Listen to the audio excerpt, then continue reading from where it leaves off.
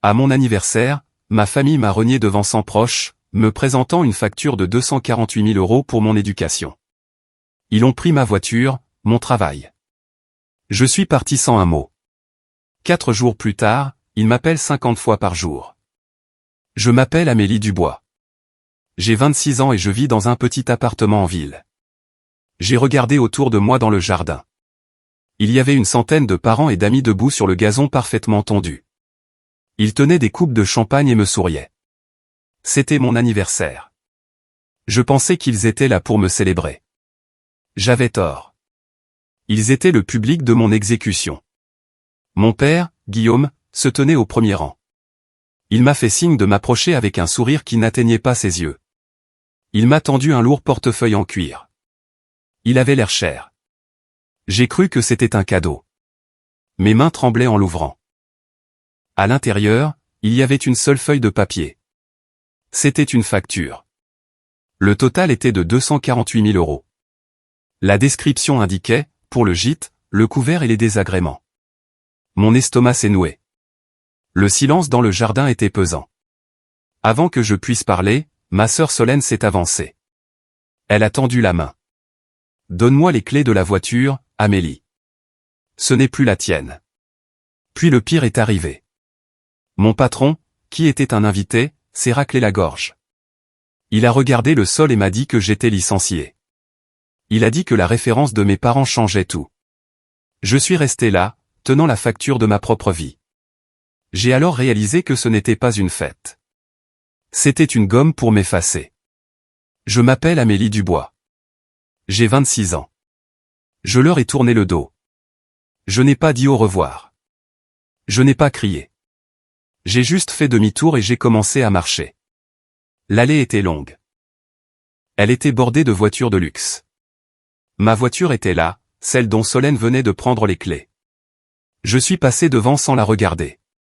Je sentais leurs yeux dans mon dos. Je sentais la chaleur de leurs regards insistants. Je savais qu'ils attendaient que je craque. Ils voulaient que je me retourne et que je supplie. Ils voulaient que je pleure et que je demande qu'on me ramène. Je ne leur ai pas donné cette satisfaction. Je suis sorti par les grilles en fer forgé du domaine. Le lourd métal s'est refermé derrière moi dans un claquement. Ce son était final. C'était le son d'une porte de prison qui s'ouvrait, pas qui se fermait. J'étais dehors, ils étaient à l'intérieur. Mon appartement était à 5 kilomètres de là. Je portais des talons hauts. C'étaient des escarpins couleur chair et serrés. Des chaussures faites pour être assises à une table, pas pour marcher sur le bitume. J'ai fait le premier pas sur la route principale. Le soleil se couchait. Le ciel était un mélange d'orange et de violet, mais je me fichais de la vue. Je ne me souciais que de mettre un pied devant l'autre. Le premier kilomètre fut un choc pur. Mon esprit était vide. C'était comme de la neige sur un écran de télévision. Je ne cessais de rejouer la scène dans le jardin. Le sourire de mon père. Le poids du portefeuille en cuir dans ma main. La main avide de Solène tendant vers mes clés. Mon patron regardant ses chaussures. Au 2e kilomètre, la douleur physique a commencé. Mes talons frottaient contre l'arrière de mes chevilles. Je sentais la peau se rompre. Une ampoule s'est formée, puis a éclaté. La piqûre était vive. Elle m'a réveillé. Je me suis arrêté une seconde et j'ai baissé les yeux. Il y avait une petite tache de sang à l'arrière de ma chaussure. J'ai enlevé les chaussures. Je les ai tenues à la main. J'ai marché pieds nus sur le trottoir. Le béton était rugueux et encore chaud de la journée. Il m'écorchait la plante des pieds. La douleur était bonne. Elle était réelle. La douleur dans mon cœur était trop grande pour être comprise pour l'instant. Mais la douleur à mes pieds était simple. Elle me ramenait à la réalité. J'ai continué à marcher. Des voitures passaient à côté de moi. Les gens regardaient par leurs fenêtres. Ils voyaient une femme en belle robe marchant pieds nus sur le bord de la route, tenant un portefeuille en cuir. Ils ont probablement pensé que j'étais folle. Peut-être que je l'étais. Ou peut-être que je voyais enfin clair pour la première fois. J'ai commencé à penser que ce n'était pas un accident. Ce n'était pas une dispute qui avait mal tourné. Mes parents n'avaient pas juste perdu leur sang-froid. On ne tape pas une facture de 248 000 € par accident. On n'invite pas un patron à une fête juste pour licencier un employé par accident. C'était un plan. Ils s'étaient assis et avaient planifié cela. Ils avaient probablement dîné avec Solène et en avaient discuté. Ils avaient choisi la date, mon anniversaire. Ils avaient choisi le lieu, leur jardin. Ils avaient choisi le public, la famille. C'était une attaque coordonnée. C'était une embuscade. Pourquoi? Les questions tournaient dans ma tête. Pourquoi ferait-il ça? J'avais été une bonne fille. J'avais de bonnes notes. J'avais un bon travail. Je ne leur ai jamais demandé d'argent. J'étais indépendante. Et puis ça m'a frappé. C'était ça le problème. J'étais indépendante. J'ai atteint mon immeuble. Mes pieds étaient salés en sang. Mes jambes tremblaient. J'ai monté les escaliers parce que je ne voulais voir personne dans l'ascenseur. J'ai déverrouillé ma porte. Mon appartement était petit. Il était calme. Il sentait le nettoyant au citron et les vieux livres. Il était à moi. Je payais le loyer. J'achetais les meubles. J'ai laissé tomber le portefeuille en cuir sur le sol. Il a fait un bruit sourd. Je ne suis pas allé à la cuisine pour prendre de l'eau. Je ne suis pas allé à la salle de bain pour laver mes pieds. Je suis allé directement à mon bureau. Je me suis assise et j'ai ouvert mon ordinateur portable. L'écran s'est illuminé en bleu. C'était la seule lumière dans la pièce. J'ai tapé mon mot de passe. Mes doigts volaient sur le clavier. Je ne pleurais pas. Je ne tremblais plus. Je me sentais froide. Un froid glacial et profond dans ma poitrine. Mon père se croyait malin. C'était un homme d'affaires. Il traitait avec des contrats et des poignées de main. Il pensait que le pouvoir, c'était l'argent et les cris. Il ne comprenait pas mon monde. Je suis analyste de données. Je comprends les schémas. Je comprends les chiffres. Je sais comment trouver des choses que les gens veulent cacher. J'ai ouvert une fenêtre de terminal. La boîte noire est apparue sur l'écran avec un curseur blanc clignotant. Elle attendait ma commande. D'accord, ai-je dit à voix haute dans la pièce vide. Ma voix était rauque. Vous voulez la guerre? Vous aurez la guerre. Ils pensaient m'avoir tout pris. Ma voiture, mon travail, ma famille. Mais ils avaient oublié une chose. Ils avaient oublié qui j'étais. Je n'étais plus seulement leur fille. J'étais une menace. Et j'allais les combattre sur mon champ de bataille. J'allais utiliser les données. J'ai regardé le portefeuille sur le sol. Pendant longtemps, je n'y ai pas touché. Il gisait là comme un animal mort. Finalement, je me suis penché et je l'ai ramassé. Le cuir était lisse. Il sentait le bureau de mon père. Il sentait l'argent et la vieille eau de Cologne. Je l'ai rouvert. J'ai sorti la seule feuille de papier. Elle était imprimée sur du papier de lin de haute qualité. L'entête portait le logo du cabinet de conseil de mon père. C'était une belle touche. Il voulait que ce soit officiel. Facture à Amélie de la part de Guillaume et Éléonore. Date, 12 décembre. Objet, remboursement pour services rendus. J'ai relu la liste. Gîte et couvert, 18 ans, 180 000 euros. Vêtements et produits de première nécessité, 25 000 euros. Frais médicaux, 15 000 euros. Éducation, différentiel école privée, 20 000 euros. Commission pour désagrément, 8 000 euros. Total dû, 248 000 euros. J'ai fixé les chiffres, les zéros dansaient devant mes yeux. La commission pour désagrément était la plus blessante. 8 000 euros pour le désagrément d'avoir un enfant. Était-ce pour les nuits où je pleurais bébé? Était-ce pour les fois où je suis tombé malade? J'ai regardé la ligne gîte et couvert. Je me suis souvenu de ma chambre. Elle était toujours froide. Je n'avais pas le droit de mettre des posters sur les murs. Je n'avais pas le droit de garder la porte fermée. Ce n'était pas une chambre. C'était un espace de stockage où il me gardait. J'ai regardé les vêtements. Je me suis souvenu de porter les vêtements de seconde main de Solène. Solène avait toujours les nouveaux manteaux, les nouvelles bottes. Je recevais ce qui ne lui allait plus, même si c'était trop grand ou de la mauvaise couleur. Et maintenant, il me facturait pour ça. J'ai posé le papier sur mon bureau. J'avais la nausée. Mais en le regardant, la nausée s'est transformée en autre chose. Elle s'est transformée en clarté.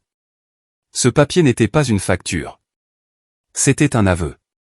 Des parents normaux ne tiennent pas de compte. Des parents normaux ne calculent pas le coût des couches et du lait. Quand on a un enfant, on accepte de s'en occuper. C'est le contrat. On n'envoie pas une facture 18 ans plus tard. Mais mes parents n'étaient pas normaux. C'étaient des narcissiques. Pour eux, je n'étais pas une personne. J'étais un investissement. J'étais comme une action qu'ils avaient achetée. Ils mettaient de l'argent et ils attendaient un retour. Ils s'attendaient à ce que je sois célèbre ou riche ou marié à un homme puissant pour pouvoir se vanter de moi. Mais je n'étais rien de tout ça. J'étais juste Amélie. Je travaillais dans la tech. Je vivais dans un petit appartement. J'étais discrète. Je ne leur donnais pas de quoi se vanter. Donc, dans leur esprit, l'investissement avait échoué. Ils voulaient récupérer leur argent. Tout devenait logique maintenant. La façon dont ma mère soupirait quand je parlais de mon travail. Les ordinateurs sont si ennuyeux, Amélie, disait-elle. Solène fait du mannequinat maintenant. Ça, c'est excitant. Ils détestaient que je sois compétente. Ils détestaient que je n'ai pas besoin d'eux. Quand j'ai eu 20 ans, j'ai déménagé. J'ai cumulé 2 emplois pour payer mon propre loyer. Je pensais qu'ils seraient fiers. J'avais tort. Ils étaient en colère. Ils ont arrêté de m'inviter à dîner pendant des mois. Je ne comprenais pas pourquoi à l'époque. Maintenant, je comprenais. Ils détestent l'indépendance. Si je suis indépendante, ils ne peuvent pas me contrôler. Si je paie mes propres factures, ils ne peuvent pas me dire quoi faire. Si je conduis ma propre voiture, je peux m'éloigner d'eux. C'est pourquoi ils ont pris la voiture aujourd'hui. Il ne s'agissait pas de la voiture. Il s'agissait de mobilité. Ils voulaient me consigner comme une adolescente. C'est pourquoi ils m'ont fait licencier. Il ne s'agissait pas du travail. Il s'agissait de l'argent. Sans salaire, je ne peux pas payer de loyer. Si je ne peux pas payer de loyer, je dois retourner vivre chez eux. J'ai regardé à nouveau la facture. Ils veulent que je revienne, ai-je chuchoté. Ils ne voulaient pas se débarrasser de moi. Ils voulaient me briser. Ils voulaient que je perde tout. Ma maison, ma carrière, ma fierté, pour que je doive ramper jusqu'à leur maison. Ils voulaient que je dorme dans ma vieille chambre froide, que je leur demande de l'argent, que je dépende d'eux pour la nourriture. Ils voulaient une esclave. Ils voulaient une victime. J'ai senti un feu s'allumer dans mon estomac. Il a brûlé la tristesse. Ils ont fait une erreur. Une grosse erreur. Ils pensaient que me montrer cette facture me ferait peur. Ils pensaient que la dette m'écraserait, mais ce ne fut pas le cas. Elle m'a libéré parce que maintenant je connaissais les règles. Ce n'était pas une relation familiale. C'était une transaction. Et si c'était une transaction, je pouvais l'auditer. Vous voulez parler d'argent, ai-je dit au papier. D'accord, parlons d'argent. Je suis retourné à mon ordinateur. Le curseur clignotait toujours, en attente. Ils m'avaient envoyé une facture de 248 000 €, mais ils avaient oublié quelque chose. J'avais accès à des choses qu'ils ignoraient. Je savais où se trouvait le vrai argent, et je savais qu'il n'était pas aussi irréprochable qu'ils le prétendaient. Je n'allais pas payer cette facture. J'allais leur en envoyer une à mon tour. Mon téléphone vibrait depuis 2 heures. Il vibrait sur le bureau comme un insecte en colère. J'ai regardé l'écran. Des SMS de cousins. Des messages d'amis qui avaient entendu les rumeurs. Des notifications d'Instagram. C'est vrai que tu t'es fait virer? OMG, ton père est tellement en colère. J'ai vu la story de Solène. Ça va? Je ne les ai pas ouverts. Je n'ai pas répondu. Le silence est un mur. Je suis resté derrière mon mur, mais je ne pouvais pas rester silencieuse à propos de mon travail. C'était le premier pilier qu'ils avaient essayé de faire tomber. Je devais le réparer immédiatement. Mon patron, celui qui m'a licencié à la fête, était un homme faible. Il s'appelait Gérard. Gérard avait peur de mon père. Mon père était un grand donateur au fonds de charité de l'entreprise. Gérard pensait probablement que me licencier ferait plaisir à mon père. Gérard se fichait du droit du travail ou de l'équité. C'était un lâche. Si j'appelais Gérard, il n'écouterait pas. Il bégayerait et trouverait des excuses. Je devais passer au-dessus de lui. J'ai regardé l'horloge. Il était 21 heures. Tard, mais pas trop tard pour les gens au sommet. J'ai cherché dans mes contacts David Henriot. David était le directeur régional. Il était 3 niveaux au-dessus de Gérard. Il y a 6 mois, notre entreprise a subi une violation de données massive. C'était un dimanche. Personne ne répondait au téléphone. J'étais la seule à avoir remarqué que le serveur se comportait bizarrement. J'y suis allé. J'ai arrêté la fuite. J'ai fait économiser des millions d'euros à l'entreprise en procès potentiel. David m'avait appelé personnellement pour me remercier. Il m'avait donné son numéro de portable personnel. Si jamais tu as besoin de quoi que ce soit, Amélie, avait-il dit, tu m'appelles. J'espérais qu'il le pensait vraiment. Mes mains étaient stables quand j'ai composé le numéro. Il a sonné 1 fois, 2 fois, 3 fois. Mon cœur battait la chamade. Et s'il ne répondait pas? Et s'il croyait aussi mes parents? Allô, David. Sa voix était grave et fatiguée. David, c'est Amélie de l'analyse de données. Il y eut une pause. Amélie, on est dimanche soir. Tout va bien? Le serveur est en panne? Le serveur va bien, ai-je dit. Ma voix était calme. J'ai canalisé ce sentiment de froid dans ma poitrine. Mais j'ai un problème. Je viens d'être licencié par Gérard lors d'une fête privée à cause d'un différend personnel avec mes parents. David est resté silencieux un moment. Excusez-moi, vous avez été licencié quand? Il y a 2 heures. Gérard était invité chez mes parents. Mon père est en colère contre moi pour des raisons personnelles. Il a dit à Gérard de me licencier. Gérard l'a fait devant une centaine de personnes. J'ai gardé les choses simples. Seulement les faits, pas d'émotion. Je ne lui ai pas dit que j'étais rentré pieds nus. Je ne lui ai pas parlé de la facture. Je lui ai juste parlé de la violation professionnelle. C'est très irrégulier, a dit David. Sa voix semblait plus vive maintenant. Et illégale. Je sais, ai-je dit. Je suis l'une de vos meilleures analystes, David. Mes évaluations de performance sont parfaites. J'ai sauvé le réseau il y a 6 mois. Je suis puni parce que mon père est un donateur. Je vous appelle parce que je respecte cette entreprise. Je ne veux pas entamer de poursuite pour licenciement abusif. Je veux juste faire mon travail. J'ai retenu mon souffle. J'ai joué ma carte. La menace du procès était subtile, mais elle était là. David n'a pas hésité. Donnez-moi 10 minutes, Amélie. D'accord, raccrochez. Je vous rappelle. J'ai posé le téléphone. La pièce était à nouveau silencieuse. 10 minutes. Cela semblait durer 10 ans. Je fixais l'horloge au mur. La trotteuse avançait lentement. Tic, tac, tic. C'était le test. Étais-je impuissante ou avais-je de la valeur? Mes parents me disaient que je n'étais rien sans eux. Ils disaient que mon succès était dû à leur nom. Tu as été embauché seulement parce que tu es une Dubois, me disait souvent ma mère. J'ai attendu.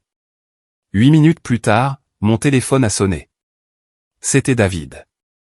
Amélie, c'est moi. J'ai parlé à Gérard, a dit David, sa voix dure comme la pierre. Il a confirmé l'histoire. Il a admis avoir agi sous la pression de votre père. Je vois. Gérard n'est plus le manager de votre département, a dit David. Mes yeux se sont écarquillés. Le licenciement est annulé, a poursuivi David. Il n'a jamais eu lieu. Vous êtes toujours employé. En fait, je vous transfère à l'équipe de sécurité senior. Vous rendrez compte directement au siège, pas à la branche locale. Gérard ne peut pas vous toucher. Vos parents ne peuvent pas vous toucher. J'ai expiré un souffle que je ne savais pas que je retenais. Merci, David. Et Amélie. Oui. Nous ajoutons une prime de rétention. Une augmentation de 10% avec effet immédiat. Nous n'aimons pas les influences extérieures dans notre entreprise. Je m'excuse pour ce qui s'est passé. Merci, ai-je répété. On se voit lundi. J'ai raccroché. Je me suis adossé à ma chaise. J'avais réussi. Mes parents avaient essayé de couper mes revenus. Ils avaient essayé de me rendre indigente pour que je rampe jusqu'à eux. Au lieu de cela, j'ai fait licencier leur ami. J'ai eu une promotion et une augmentation. Pour la première fois de la soirée, j'ai souri. Ce n'était pas un sourire heureux. C'était un sourire sombre et crispé. Première manche. Ils me croyaient faible. Ils pensaient que j'étais la petite fille qui pleurait quand elle faisait tomber sa glace. Ils ne connaissaient pas la femme que j'étais devenue. Ils ne savaient pas que pendant qu'ils jouaient à des jeux sociaux, je construisais une carrière basée sur des compétences réelles. J'ai regardé à nouveau la facture. 248 000 euros. Vous voulez de l'argent, ai-je pensé. Je viens d'en gagner plus. Mais je n'avais pas fini. Récupérer mon travail n'était que de la défense. Je devais passer à l'offensive. Je suis retourné à la fenêtre de terminal sur mon écran. Il était temps de regarder les finances de la famille. J'étais en sécurité pour le moment. J'avais mon travail. J'avais mon salaire. Mais ce n'était pas assez. Mes parents m'avaient attaqué. Ils m'avaient humilié. Et surtout, ils m'avaient remis une facture prétendant que je leur devais de l'argent. Je devais vérifier si c'était vrai. Mon père, Guillaume, était de la vieille école. Il gardait ses mots de passe dans un carnet dans le tiroir de son bureau. Je le savais parce que je jouais dans son bureau quand j'étais enfant. Mais je n'avais pas besoin du carnet physique. Il y a 2 ans, mon père m'a demandé d'installer son Wi-Fi à la maison et son nouvel ordinateur. Tu es doué avec les machines. Répare ça, m'avait-il aboyé. Je l'ai réparé. Et pendant que j'y étais, j'ai installé une porte dérobée. Je ne l'ai pas fait pour l'espionner à l'époque. Je l'ai fait parce que je savais qu'il oublierait son mot de passe et m'en tiendrait pour responsable. Je voulais un moyen de le réinitialiser à distance pour qu'il ne me crie pas dessus. Maintenant, cette porte dérobée était mon arme. J'ai tapé la commande. Connexion à l'autre 192.168.1.55. Accès autorisé. J'étais dans son ordinateur. C'était trop facile. Il n'avait pas d'authentification à 2 facteurs. Il n'avait pas de pare-feu complexe. Il était arrogant. Il pensait que personne n'oserait le toucher. J'ai navigué dans ses dossiers, mes documents, finances, déclaration de revenus. J'ai commencé à ouvrir des fichiers. Je me sentais comme un détective dans un film, mais il n'y avait pas de musique, juste le bourdonnement du ventilateur de mon ordinateur portable. J'ai d'abord regardé les relevés bancaires. Mes parents étaient riches, mais pas autant qu'ils le prétendaient. Ils dépensaient beaucoup. Cotisation au country club, paiement de leasing pour les voitures, bijoux. Ils perdaient de l'argent pour paraître importants. Puis j'ai trouvé le dossier intitulé Fiducie. Mon cœur a raté un battement. Ma grand-mère, la mère de ma mère, était décédée il y a 5 ans. Elle m'aimait. Elle était la seule qui m'aimait vraiment. Elle me donnait des biscuits en cachette quand ma mère me mettait au régime. Elle me lisait des histoires. Quand elle est morte, il y a eu un testament. Mes parents m'ont dit qu'elle leur avait tout laissé pour qu'ils gèrent pour la famille. J'avais 21 ans à l'époque. Je les ai crus. Je n'ai pas posé de questions. J'étais en deuil. J'ai ouvert le fichier. Distribution de la succession de grand-mère Rose.pdf. J'ai lu le texte juridique. Mes yeux ont parcouru les pages. Je lègue par la présente la somme de 500 000 euros à ma petite fille Amélie. J'ai arrêté de respirer. 500 000 euros. Elle m'avait laissé un demi-million. Spécifiquement à moi, pas à la famille. À Amélie. À détenir en fiducie jusqu'à ce qu'elle atteigne l'âge de 21 ans. J'en avais 26. Où était l'argent? J'ai commencé à creuser plus profondément. J'ai cherché le numéro de compte indiqué dans le testament. J'ai tracé les transferts. L'argent avait été déposé sur un compte séparé il y a 5 ans. Puis les retraits ont commencé. Retrait, 50 000 euros, virement vers le compte joint GE. Retrait, 85 000 euros, achat, concessionnaire Mercedes-Benz. J'ai figé. La Mercedes. Celle que Solène conduisait. Celle dont elle se vantait.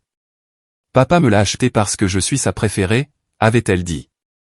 Il ne l'avait pas achetée. Je l'avais achetée. L'argent de ma grand-mère. Mon argent avait payé la voiture de Solène. J'ai eu l'impression que j'allais vomir. La trahison était physique. Elle me tordait l'estomac. Ce n'était pas seulement qu'ils étaient méchants. Ce n'était pas seulement qu'ils m'ignoraient. C'étaient des voleurs. J'ai continué à chercher. Retrait, 20 000 euros, entrepreneur en rénovation. C'était pour la nouvelle cuisine dans laquelle je n'avais pas le droit de cuisiner. Retrait, 10 000 euros, vacances à Paris. Le voyage qu'ils ont fait sans moi. Ils l'avaient vidé. Tout. Le solde du compte en fiducie était de 4 512 euros. Ils avaient volé un demi-million d'euros à leur propre fille.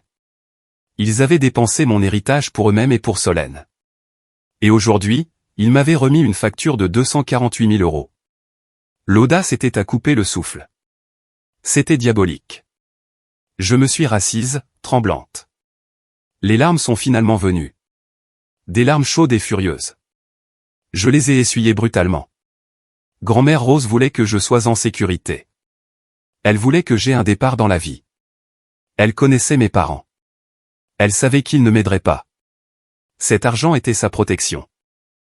Et ils l'ont pris. Ils ont pris son amour et l'ont transformé en voiture de sport et en vacances. J'ai regardé l'écran. J'avais la preuve. J'avais les journaux bancaires. J'avais les signatures numériques. La signature de mon père. La signature de ma mère. Ce n'était plus seulement un différend familial. C'était un crime. C'était un détournement de fonds. C'était de la fraude. J'ai sauvegardé chaque fichier. J'ai fait des copies. Je les ai sauvegardés sur un serveur cloud qu'ils ne pouvaient pas toucher. J'étais rentré chez moi en me sentant comme une victime. Je me sentais petite et effacée. Mais maintenant j'étais la personne la plus dangereuse de leur vie. Je n'allais pas seulement me défendre. J'allais reprendre ce qui était à moi. Mais j'ai vu autre chose dans les journaux. Quelque chose d'étrange. Il y avait des virements mensuels sortant vers un compte que je ne reconnaissais pas 5 000 euros chaque mois. Le bénéficiaire était BS Lifestyle SARL. J'ai vérifié les documents de constitution de cette SARL. Le propriétaire était Solène Dubois. Ma sœur. Attendez. Mes parents disaient que Solène se cherchait. Ils disaient qu'elle travaillait sur sa carrière de mannequin, mais les relevés bancaires montraient des paiements réguliers et programmés du compte professionnel de mes parents vers la société écran de Solène. Et en y regardant de plus près, l'autorisation pour ces virements provenait de l'identifiant utilisateur de Solène. Elle ne recevait pas seulement de l'argent de poche. Elle y avait accès. Je me suis penché plus près de l'écran. Solène n'était pas seulement l'enfant gâté et doré. Elle était une complice. J'avais besoin d'en voir plus. J'avais besoin de voir exactement ce que faisait ma petite sœur. J'ai tapé une nouvelle commande. J'allais plus en profondeur. J'étais assise dans le noir. La lueur de l'écran d'ordinateur était la seule lumière. Mes yeux étaient fatigués, mais mon cerveau était grand ouvert. J'avais trouvé le fonds en fiducie volé. C'était le premier crime, mais les journaux m'ont montré autre chose, quelque chose d'actif. Je regardais les virements vers BS Lifestyle SARL. 5 000 euros chaque mois. Je devais savoir d'où venait cet argent. Mes parents se plaignaient constamment d'argent. Ils disaient que le marché était mauvais. Ils disaient que les impôts étaient trop élevés. Alors, où trouvaient-ils 60 000 euros supplémentaires par an à envoyer à une société écran? J'ai retracé les dépôts sur le compte professionnel de mes parents. J'ai vu un schéma. Chaque mois, le premier jour, un virement arrivait de la part de Kevin et Michel Dubois. Montant, 5 000 euros. Mémo, fonds d'investissement Startup Tech. Oncle Kevin et tante Michel. Mon cœur s'est serré. Oncle Kevin était le jeune frère de mon père. C'était un homme bon. Il n'était pas doué avec l'argent, mais il était bon. Il travaillait comme entrepreneur. Il construisait des maisons. Il travaillait avec ses mains. Tante Michel était enseignante. Ils n'avaient pas de millions. Ils économisaient chaque centime. Je me suis souvenu d'un barbecue familial l'été dernier. Oncle Kevin buvait une bière. Il avait l'air heureux. Il m'a dit, « Ton père est un génie, Amélie. Il nous aide à investir notre épargne retraite. On va pouvoir prendre notre retraite plus tôt. » Il la place dans ses nouvelles entreprises de technologie. J'ai eu la nausée. J'ai regardé à nouveau les journaux bancaires. L'argent arrivait de Kevin et Michel le premier. Il restait sur le compte professionnel de mon père pendant 24 heures. Puis, le deuxième, un virement sortait. Vers BS Lifestyle SARL. Montant, 5 000 euros. Il n'y avait pas de start-up stack. Il n'y avait pas d'investissement. Mon père prenait l'argent de la retraite de son propre frère. Il le blanchissait via son compte professionnel, puis il l'envoyait à Solène. J'ai tapé la commande de recherche pour BS Lifestyle SARL. Je devais voir les dépenses. Si c'était une entreprise légitime, il devrait y avoir des frais professionnels. Loyer de bureau, équipement, salaire. J'ai craqué le mot de passe du portail bancaire de la SARL. C'était Solène 123. Elle était si paresseuse. J'ai ouvert les relevés. Débit Sephora 450 euros. Débit Air France première classe 1200 euros. Débit Le Ritz 3000 euros. Débit Gucci 800 euros. Ce n'était pas une entreprise, c'était une caisse noire. Oncle Kevin suait sur les chantiers, portait du bois, se ruinait le dos. Tante Michel corrigeait des copies jusqu'à minuit. Ils envoyaient cet argent à mon père, lui faisant confiance pour construire leur avenir. Et mon père le donnait à Solène pour qu'elle achète des sacs à main. J'ai senti une rage si chaude qu'elle me faisait picoter les doigts. C'était pire que ce qu'il m'avait fait. Me voler était une chose. J'étais jeune. Je pouvais travailler. Je pouvais me rétablir. Mais Kevin et Michel, ils avaient la cinquantaine. C'étaient les économies de leur vie. Mais je devais être sûr à propos de Solène. Peut-être qu'elle ne savait pas. Peut-être que mon père lui avait juste donné une carte de crédit. Peut-être qu'elle pensait que c'était son argent. J'ai regardé les journaux d'autorisation pour les virements. Dans le secteur bancaire, lorsque vous déplacez de l'argent d'un compte professionnel, vous avez besoin d'une signature numérique. J'ai sorti le journal du virement du mois dernier. Identifiant utilisateur, S. Dubois 2. Adresse IP, 192.168.1.55. L'appareil de la maison, MacBook Pro de Solène. Action, virement autorisé. Elle savait. Elle ne recevait pas seulement l'argent. Elle se connectait au système. Elle initiait le virement du compte professionnel vers sa SARL. Elle voyait la source des fonds. La ligne indiquait entrée Kevin. Elle cliquait sur approuver. Je me suis adossé. J'ai pensé à Solène à la fête aujourd'hui. Elle avait l'air si parfaite. Ses cheveux étaient brillants. Sa robe coûtait plus cher que mon loyer. Elle avait exigé les clés de ma voiture avec un sourire narquois. Ce n'est plus la tienne, avait-elle dit. Elle jouait parfaitement le rôle de la fille innocente et gâtée. Tout le monde pensait qu'elle était juste un peu sotte. Tout le monde pensait qu'elle n'était qu'un joli visage qui aimait faire du shopping. Mais ce n'était pas le cas. C'était une criminelle.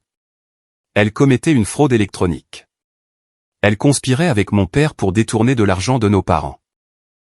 Elle regardait son oncle, l'homme qui lui donnait des cartes d'anniversaire, l'homme qui lui avait appris à faire du vélo.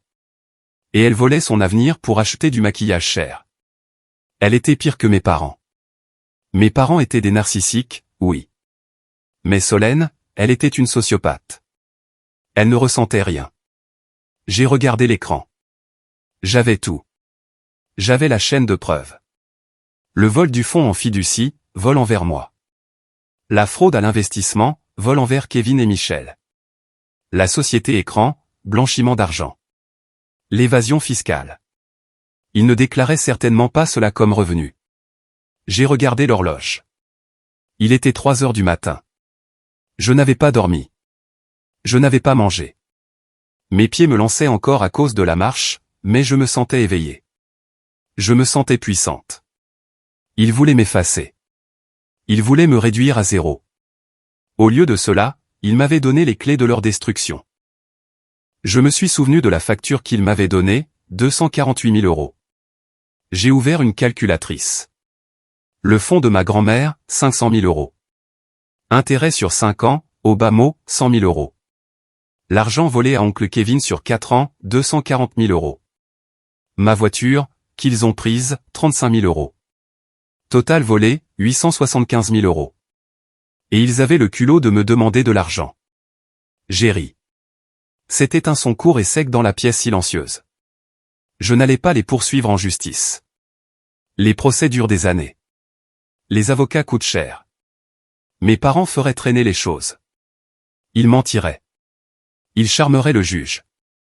Non, je n'allais pas au tribunal. J'allais à la famille. Mes parents se souciaient d'une chose avant tout, leur image. Ils se souciaient de ce que les gens pensaient. Ils se souciaient d'être la famille parfaite au country club. Ils se souciaient d'être les bienfaiteurs riches et prospères. Si je les poursuivais, ils pourraient déformer les faits. Ils pourraient dire que j'étais une fille folle et ingrate. Mais si je montrais la vérité, si je montrais les chiffres ne mentent pas. J'ai commencé à organiser les fichiers. J'ai créé un nouveau dossier sur mon bureau. Je l'ai nommé La Vérité. J'y ai glissé le PDF du testament. J'y ai glissé les relevés bancaires. J'y ai glissé les journaux des virées shopping de Solène. J'y ai glissé les archives des emails. Je construisais une bombe numérique. J'ai repensé à Solène. Je me demandais si elle dormait paisiblement dans ses draps de soie. Je me demandais si elle rêvait de ses prochaines vacances. Elle n'avait aucune idée que sa vie était sur le point de se terminer. Elle pensait qu'elle était le personnage principal. Elle pensait que je n'étais qu'une figurante. Elle avait tort. J'ai cliqué une dernière fois sur le fichier de BS Lifestyle SARL. J'ai pris une capture d'écran du bouton à approuver avec son nom d'utilisateur à côté. Je te tiens, ai-je murmuré. J'étais prête pour la prochaine étape. Le soleil se levait. Le ciel à l'extérieur de ma fenêtre était gris et nuageux. On aurait dit qu'il allait pleuvoir. C'était approprié. J'avais le dossier. Maintenant, je devais le mettre en forme. J'ai ouvert un éditeur de documents. Je ne voulais pas simplement envoyer un tas de fichiers en vrac. Les gens sont confus par les fichiers en vrac. Je voulais que ce soit une histoire. Une histoire qu'ils ne pourraient pas s'arrêter de lire. J'ai créé un seul document PDF. Page 1, la page de garde. J'ai tapé le titre en grosses lettres grasses. Audit familial. Un examen financier. Page 2, l'introduction. Je l'ai gardé simple. Hier, on m'a remis une facture de 248 000 € pour le coût de mon éducation. Cela m'a incité à examiner les finances familiales pour m'assurer que toutes les dettes sont réglées. Vous trouverez ci-dessous le résultat de cet examen. Page 3, la fiducie de grand-mère Rose. J'ai mis le scan du testament. À gauche, j'ai surligné la section concernant les 500 000 €. À droite, j'ai mis le virement bancaire montrant l'argent quittant le compte. J'ai ajouté une flèche rouge pointant vers l'achat chez le concessionnaire Mercedes. Légende, l'argent laissé pour l'éducation d'Amélie a été utilisé pour acheter des actifs commerciaux pour Guillaume. Page 4, la voiture. J'ai mis le reçu de la Mercedes que Solène conduisait. Légende, acheté avec les fonds de la fiducie Amélie Dubois. Page 5, l'investissement de Kevin et Michel. C'était la page la plus difficile à faire.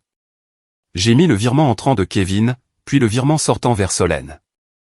Je les ai mis côte à côte. Légende, les économies de retraite de l'oncle Kevin ne sont pas investies dans la tech. Elles sont transférées directement à Solène Dubois pour son usage personnel. Page 6, les dépenses de Solène. J'ai listé les achats. Gucci, Ritz, Sephora. Légende, comment votre argent d'investissement est réellement dépensé. Page 7, la conclusion. J'ai écrit un résumé. Total volé à Amélie, 600 000 € et plus. Total volé à Kevin et Michel, 240 000 € et plus. Total dû à la famille, 840 000 € et plus. Ma dette de 248 000 € est considérée comme entièrement payée. J'ai sauvegardé le fichier. Auditfamilial.pdf. Il faisait 20 pages. C'était froid.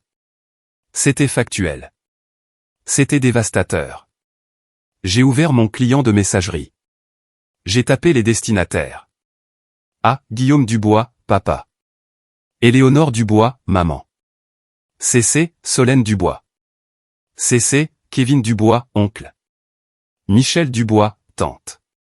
CC. L'avocat de la succession de grand-mère Rose. CC. Le conseil d'administration du cabinet de conseil de papa. J'ai hésité sur le dernier. Le conseil d'administration. Cela détruirait sa carrière. Cela mettrait fin à sa vie professionnelle. J'ai regardé à nouveau la facture sur mon bureau. Commission pour désagrément. J'ai ajouté le conseil d'administration. Je n'ai pas écrit de message dans le corps de l'email. Je n'ai pas écrit « Je vous déteste » ou « Comment avez-vous pu ?» Tout ce que j'écrirais semblerait simplement émotionnel. Cela leur donnerait quelque chose à attaquer. Oh, Amélie est juste hystérique, dirait-il. Le silence est plus difficile à contester. J'ai joint le fichier. La barre de progression a avancé sur l'écran. Bleu, stable. J'ai ressenti un moment de peur. Une fois que j'aurais envoyé ça, il n'y aurait pas de retour en arrière. La famille était finie. Les dimanches étaient finis. Les vacances étaient finies. Je serais une orpheline, en fait. Mais j'ai alors réalisé que j'étais déjà une orpheline. Ils m'ont rendu orpheline hier dans le jardin. Ils m'ont rendu orpheline quand ils ont volé l'argent de ma grand-mère. Ils m'ont rendu orpheline quand ils ont décidé que j'étais un poste de bilan, pas un être humain. Ce n'était pas une attaque. C'était une autopsie. Le corps était déjà mort. Je montrais juste à tout le monde comment il était mort. J'ai déplacé la souris sur le bouton envoyer. Mon doigt a plané au-dessus de la souris. J'ai pris une profonde inspiration. J'ai senti l'air vicié de mon appartement. J'ai senti la douleur dans mes pieds. J'ai senti la faim dans mon estomac. Adieu, ai-je dit. J'ai cliqué. Message envoyé. J'ai fermé l'ordinateur portable. Je n'ai pas attendu pour voir s'il le lisait. Je savais qu'il le ferait. Je me suis levé. Mes jambes étaient raides. J'ai marché jusqu'à la cuisine et j'ai versé un verre d'eau. Je l'ai bu d'une longue traite. Puis je suis allé à ma porte d'entrée. J'ai enclenché le verrou. J'ai mis la chaîne de sécurité. J'ai calé une chaise lourde sous la poignée. Je savais ce qui allait suivre. Le silence était l'arme, mais l'explosion arrivait. Je me suis assise sur mon canapé. Je me suis enroulé dans une couverture. J'ai attendu. 5 minutes ont passé. 10 minutes. Puis mon téléphone s'est allumé. Appel entrant, papa. Je l'ai regardé sonner. Je n'y ai pas touché. Appel entrant, papa. Appel entrant, maman. Appel entrant, Solène. Le téléphone a vibré et vibré. Il dansait sur la table basse. Puis les SMS ont commencé. Papa, Amélie, décroche. Papa, qu'est-ce que tu as envoyé? Maman, tu es folle? Tu as envoyé ça au conseil. Solène, supprime ça. Supprime ça tout de suite. Tu es en train de tout gâcher. J'ai regardé les messages défiler. Ils paniquaient. Ils n'étaient pas désolés. Ils avaient peur.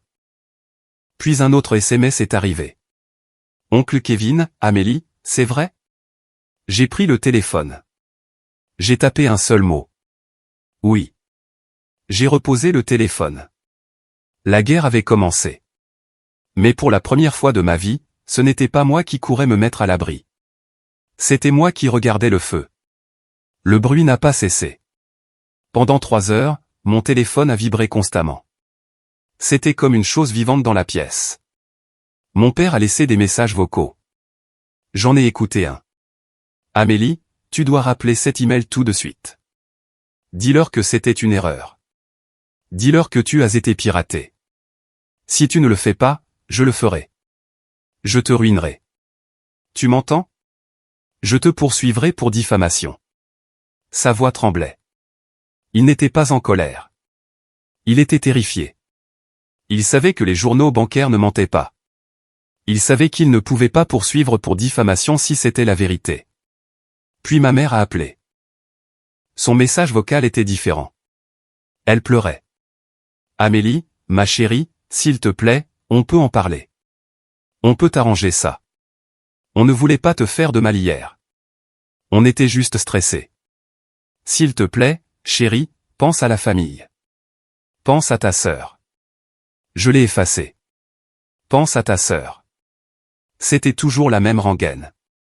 Je devais m'immoler par le feu pour que Solène reste au chaud. Plus maintenant. Puis la sonnette a retenti. Ce n'était pas une sonnerie polie. C'était un poing qui martelait le bois. Amélie, ouvre cette porte. C'était mon père. Je suis restée assise sur le canapé. Je n'ai pas bougé. Amélie, je sais que tu es là. Ouvre cette fichue porte. Il a donné un coup de pied dans la porte. Le cadre a tremblé. La chaise que j'avais calée sous la poignée a tenu bon. Je me suis levé lentement. J'ai marché jusqu'à la porte. Je ne l'ai pas ouverte. Je suis resté de l'autre côté. Va-t'en, ai-je dit. Ma voix était calme. Cela m'a surprise de voir à quel point elle était stable. Ouvre la porte, a-t-il crié. As-tu la moindre idée de ce que tu as fait? Le conseil m'a appelé. Il me suspend en attendant une enquête. Kevin est en route pour la maison avec un avocat. Tu as détruit cette famille.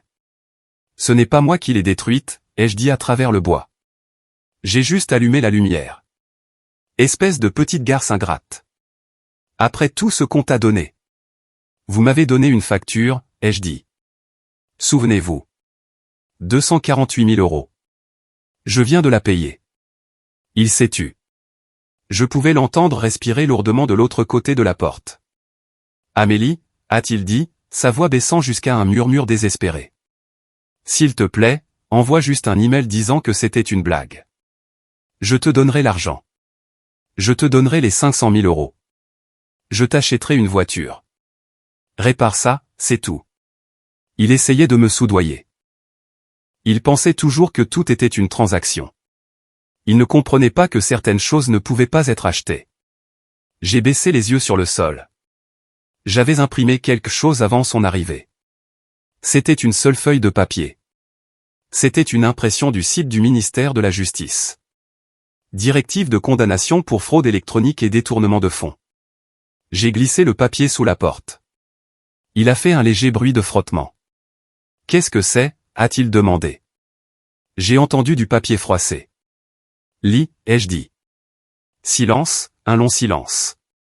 Tu m'as appris à calculer les coûts, papa, ai-je dit. Tu voulais que je connaisse la valeur des choses, alors j'ai cherché. C'est le coût de la fraude. C'est le coût de voler sa famille. Tu enverrais ton propre père en prison. Ce n'est pas moi qui t'y envoie, ai-je dit. Tu t'y et conduis toi-même dans la voiture de Solène. Rentre chez toi, Guillaume, ai-je dit. Je ne l'ai pas appelé papa. Rentre chez toi et parle à ton avocat. Tu vas en avoir besoin. J'ai entendu un son que je n'avais jamais entendu auparavant. C'était un sanglot. Mon père, le tyran fort et arrogant, pleurait dans le couloir de mon immeuble bon marché. S'il te plaît. Gémit-il. Pars, ai-je dit, ou j'appelle la police et je leur montre les fichiers aussi. C'était du bluff. J'avais déjà décidé de ne pas aller à la police à moins d'y être obligé. Le fait que la famille sache était suffisant, mais il ne le savait pas. Je l'ai entendu s'éloigner en traînant les pieds. Ses pas étaient lourds et lents. J'ai appuyé mon front contre le bois frais de la porte. Je tremblais maintenant. L'adrénaline quittait mon corps, me laissant faible. Mon téléphone a de nouveau vibré. C'était un SMS de l'oncle Kevin. Kevin, je suis à la banque. Le directeur a confirmé. L'argent a disparu. Merci, Amélie. Tu n'as pas détruit la famille. Tu as exposé un crime. Je suis désolé que nous ne l'ayons pas vu plus tôt. Viens quand tu seras prête. Tu auras toujours un foyer avec nous. J'ai fixé l'écran. Les larmes brouillaient ma vision. Tu n'as pas détruit la famille. C'était la peur. C'était la culpabilité que j'avais portée. Je pensais que j'étais la méchante. Je pensais que c'était moi qui cassais les choses. Mais Kevin voyait la vérité. Je suis retourné à la fenêtre. J'ai regardé la rue en bas. J'ai vu la voiture de mon père s'éloigner. Elle a fait une légère embardée comme une voiture conduite par un ivrogne. Il était parti. La panique se déroulait maintenant dans leur maison. Les cris, les accusations. Solène hurlant parce que ses cartes de crédit étaient refusées. Ma mère pleurant parce que son statut social s'évaporait. Mais dans mon appartement, c'était calme. C'était la première fois en 26 ans que je me sentais en sécurité. La chute ne s'est pas produite d'un seul coup. Elle s'est produite au ralenti, de manière atroce. Au cours des 3 semaines suivantes, je l'ai observée à distance. Je ne suis pas allé à la maison. Je n'ai pas répondu à leurs appels. J'ai eu des nouvelles de l'oncle Kevin et, étonnamment, des informations. D'abord, ce fut le travail. 2 jours après mon email, mon père a été officiellement licencié par le conseil d'administration. Les références de moralité qu'il avait utilisées pour me faire licencier lui sont revenues en pleine figure. Le conseil ne voulait pas d'un PDG qui volait ses propres parents. C'était un risque. Puis vinrent les procès. Oncle Kevin ne voulait pas poursuivre, mais il le devait. Il devait récupérer son argent de retraite. Il a intenté une action au civil contre mon père et contre BS Lifestyle SARL. À cause du procès, les actifs ont été gelés. Le tribunal a ordonné une saisie des biens pour payer les dédommagements. Je suis passé devant la maison un jour, environ 2 semaines plus tard. Je suis resté de l'autre côté de la rue. Il y avait des camions de déménagement dans l'allée, mais ce n'étaient pas des déménageurs de luxe. C'étaient des équipes de liquidation nommées par le tribunal. J'ai vu des hommes sortir les meubles. La table de salle à manger antique où je n'avais pas le droit de parler. Les canapés chers, l'art des murs. Tout était étiqueté et chargé. Ce n'était que des choses. Sans le pouvoir qui les soutenait, ce n'était que du bois et du tissu. Puis j'ai vu la voiture. Une dépanneuse reculait vers le garage. Ils ont accroché la Mercedes blanche. La voiture de Solène. Et puis j'ai vu Solène. Elle est sortie en courant de la maison. Elle n'était pas maquillée. Ses cheveux étaient en désordre. Elle portait un pantalon de survêtement. « Vous ne pouvez pas la prendre » a-t-elle crié au chauffeur. « C'est la mienne. Mon papa me l'a achetée. » Le chauffeur ne l'a même pas regardée. Il a juste continué à manœuvrer les leviers. La voiture s'est soulevée dans les airs. « Papa, fais quelque chose » a hurlé Solène. Mon père est sorti de la maison. Il avait l'air d'avoir 20 ans de plus. Ses épaules étaient affaissées. Il portait un vieux t-shirt. Il avait l'air vaincu. Il n'a pas regardé Solène. Il a juste regardé la voiture partir. « Elle est partie, Solène » a-t-il dit doucement. « Mais qu'est-ce que je suis censé conduire » a-t-elle crié. « Comment suis-je censé aller bruncher ?»« Prends le bus » a-t-il dit. J'ai failli rire. L'ironie était parfaite. La SARL BS Lifestyle a été dissoute. La marque de Solène est morte du jour au lendemain. Lorsque la nouvelle est sortie qu'elle finançait son style de vie en volant son oncle, ses abonnés Instagram se sont retournés contre elle. Les commentaires étaient brutaux. Voleuse, fraudeuse, rend l'argent. Elle a supprimé son compte 3 jours plus tard. Sans l'argent et sans l'influence sociale, Solène n'était personne. Elle n'avait pas de diplôme. Elle avait abandonné ses études. Elle n'avait aucune expérience professionnelle. J'ai eu des nouvelles de tante Michel une semaine plus tard. Solène a trouvé un travail, m'a dit Michel autour d'un thé. Vraiment, ai-je demandé. Où? Au centre commercial. Dans un magasin de vêtements. Elle plie des chemises. Elle plie des chemises. Oui. Elle a essayé de postuler pour un poste de direction, mais elle n'a aucune référence. Alors, elle travaille au niveau débutant. Au SMIC. J'ai hoché la tête. C'était la justice. Elle travaillait enfin pour les vêtements qu'elle portait.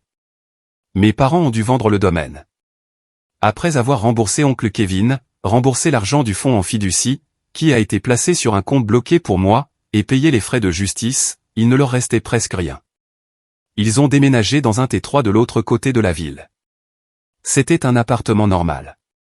Pas de jardin, pas de grille, juste un endroit ordinaire pour des gens ordinaires. Le cercle social qu'ils aimaient tant s'est évaporé. Les amis qui étaient venus à la fête d'anniversaire, ils ont disparu. Personne ne voulait être associé à des escrocs. Ma mère, qui était autrefois la reine de la scène sociale, était maintenant une paria. Je l'ai vue une fois à l'épicerie. Elle poussait son propre chariot. Elle regardait les prix. Elle a reposé une boîte de crackers chers sur l'étagère et a pris la marque distributeur. Elle m'a vu. Je me suis figé. J'étais dans le rayon des fruits et légumes. Elle m'a regardé. Ses yeux étaient tristes. Elle avait l'air petite.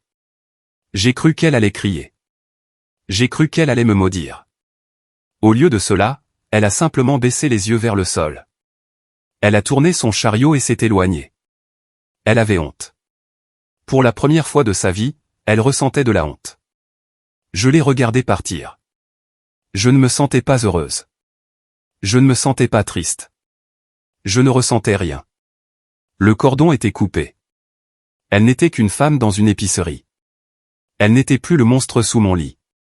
Le royaume qu'ils avaient bâti sur des mensonges s'était effondré. Et tout ce qu'il avait fallu, c'était une personne disant la vérité. Cela fait 2 mois depuis la fête. Ma vie est calme maintenant. Je vis toujours dans mon petit appartement. J'aime être ici. Je me sens chez moi. J'ai eu la prime de rétention du travail. J'ai eu l'augmentation. Et, étonnamment, j'ai eu l'argent du fonds en fiducie. Le tribunal a saisi les actifs restants de mon père pour le rembourser. J'ai 500 000 € à la banque. Je n'ai pas acheté de Mercedes. Je n'ai pas acheté de vêtements de marque. J'ai remboursé mes prêts étudiants. J'ai remboursé mes dettes de carte de crédit. Et j'ai mis le reste de côté. C'est mon fonds pour la liberté. Cela signifie que je n'aurai plus jamais à dépendre de qui que ce soit. Je suis assise à mon bureau un samedi matin. Le soleil brille à travers la fenêtre.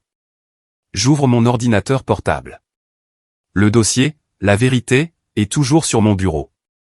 Je l'ouvre. Je regarde les fichiers une dernière fois. La facture, les journaux bancaires, l'email. Tout cela fait partie de l'histoire maintenant. C'est l'histoire d'une personne différente. Une personne qui avait peur. Une personne qui voulait être aimée par des gens qui ne pouvaient pas l'aimer. Je n'ai plus besoin de ces fichiers. Je n'ai plus besoin de la preuve. Je sais qui je suis. Je sélectionne le dossier. Je fais un clic droit, puis supprimer. Une boîte de dialogue apparaît. Êtes-vous sûr de vouloir supprimer la vérité? Je souris. Oui. Le dossier disparaît. Je regarde par la fenêtre. La ville se réveille. Je vois des gens promener leurs chiens. Je vois des couples se tenant la main. Je suis seul, mais je ne me sens pas seul. Je dîne avec oncle Kevin et tante Michel tous les dimanches. Nous cuisinons ensemble. Nous rions. Ils ne me jugent pas. Ils ne m'envoient pas de facture. Ils m'aiment, tout simplement. Je réalise quelque chose d'important. La famille, ce n'est pas une question de sang. Le sang ne fait que des parents. L'amour fait une famille. Mes parents et Solène, c'étaient mes parents, mais ils n'ont jamais été ma famille. Je prends mon téléphone. J'ai un SMS de David, mon patron. David, excellent travail sur l'audit de sécurité cette semaine, Amélie. L'équipe a de la chance de t'avoir. Je réponds. Amélie, merci, David. J'adore ce travail. Et c'est vrai. J'aime mon travail. J'aime ma vie. Je me lève et je m'étire. Je me sens légère. Le poids a disparu. Le lourd portefeuille en cuir a disparu. Les attentes ont disparu. Je vais vers le miroir dans le couloir. Je me regarde. Je vois une femme qui est forte. Je vois une femme qui a traversé le feu et en est sortie de l'autre côté sans se brûler. Je ne suis plus une victime. Je ne suis plus la fille de voleur. Je suis Amélie. Et pour la première fois en 26 ans, cela suffit. Je prends mes clés, mes propres clés de ma propre voiture simple, et je sors par la porte. Le soleil est chaud sur mon visage. Je suis libre.